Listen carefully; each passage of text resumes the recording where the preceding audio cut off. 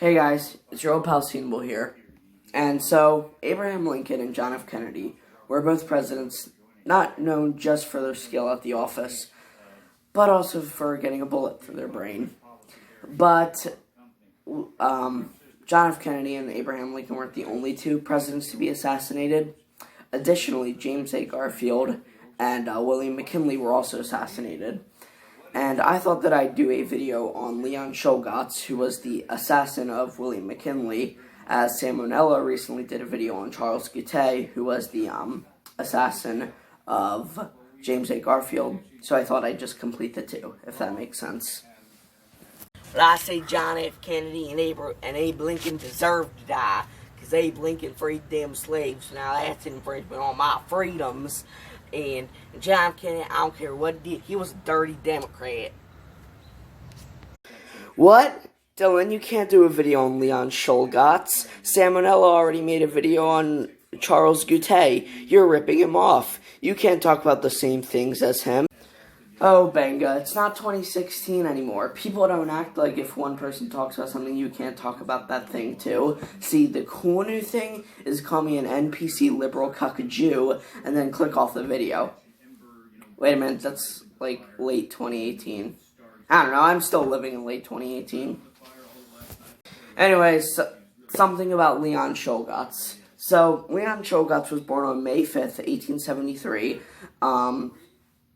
in Alpena, Michigan, to Paul and Mary Czolgosz. He had 9 siblings, and while officially he was born in 1873, there is a little bit of confusion around when he was actually born.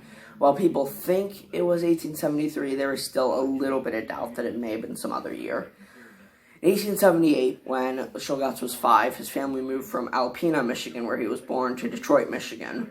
However, only 2 years later, they moved out of the Third World, Detroit, and moved to Posen, Michigan, where his father bought a farm and, as such, became a farmer. Wow, insulting Detroit. How original.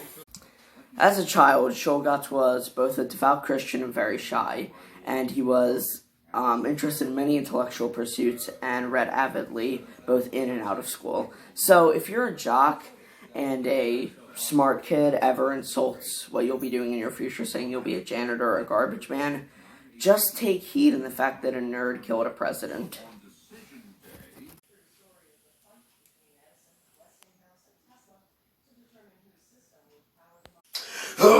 Shut up, you stupid nerd! Be a man! And I'll keep this nonsense up and you're gonna grow up to be a high school janitor. We're gonna grow up to kill one of our great presidents. Ben Shapiro owns all the libtards. America, conservatism is the new punk rock. In either 1885 or 1886, Leon's mother Mary passed away, and 4 or 5 years later, the family moved to Cleveland, Ohio. That was in 1890, and that same year, Czolgosz began working at a factory in Cleveland. 3 years later, the factory temporarily shut down as a result of a severe economic depression. And the next year it reopened in 1894. And that same year, using the pseudonym Fred Nyman, Czolgosz was able to get a job there again. Sorry, my foot was itching. After rejoining the factory, he joined a workers' union after becoming a socialist called the Golden Eagle Society, though he quickly left the Golden Eagle Society and joined a much more extreme club and became an anarchist. Then 2 years later, that was in 1896, 2 years later in 1898, he had a mental breakdown and moved in with his father.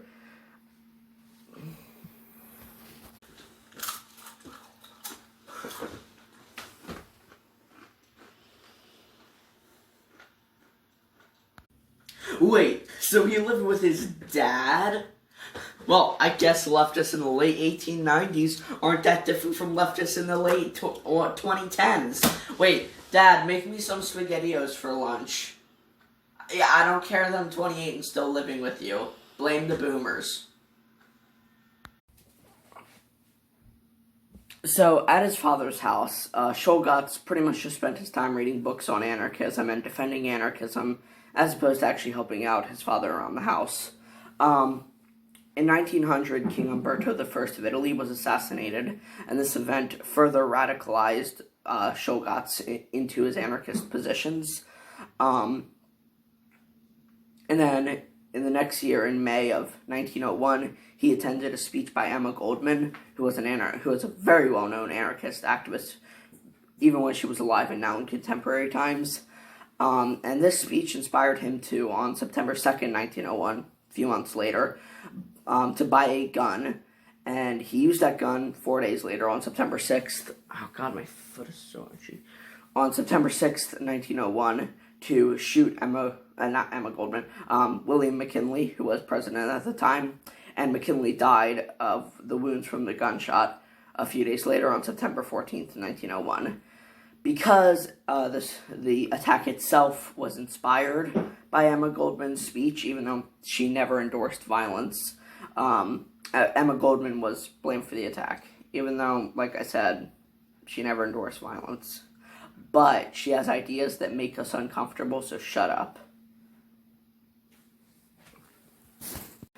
Czolgosz was promptly executed for his crimes. He was executed via electric chair on October 29th, 1901, at the age of 28. Anyways, that was the video. I hope you enjoyed learning about Leon Czolgosz. Have a nice weekend. See ya.